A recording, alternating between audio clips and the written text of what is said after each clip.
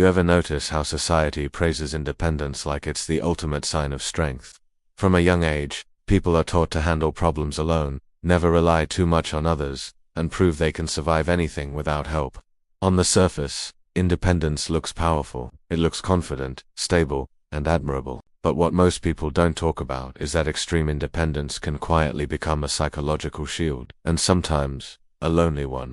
People who are highly independent often learned this behavior early in life. Many grew up in environments where emotional support was limited, inconsistent, or unavailable. When a child repeatedly faces situations where asking for help doesn't work, the brain adapts. It creates a belief that depending on others is risky.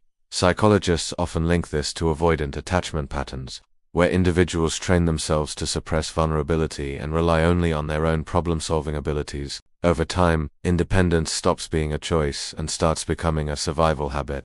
In everyday life, this mindset appears strong. These individuals handle responsibilities efficiently, rarely complain, and often become the person others rely on during crises. They are usually calm under pressure and capable of making difficult decisions alone. But beneath that strength, there is often an invisible emotional cost.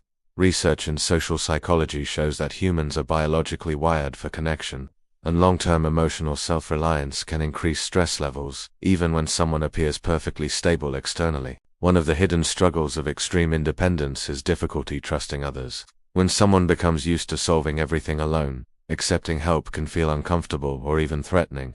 They may worry that depending on someone creates weakness or opens the door for disappointment. Because of this, they often carry emotional burdens silently, convincing themselves that sharing struggles will only complicate things. Another dark side appears in relationships. Highly independent people may struggle to express emotional needs clearly.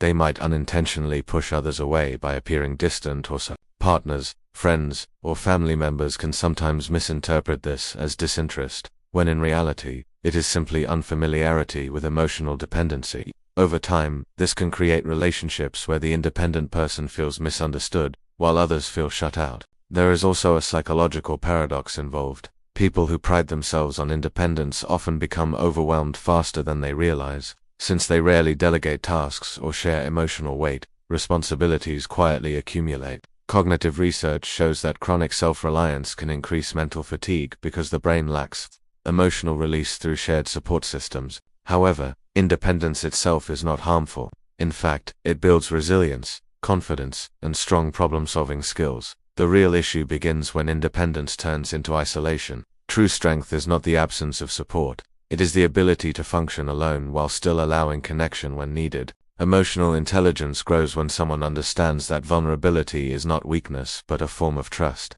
The most powerful shift independent individuals can make is learning selective reliance.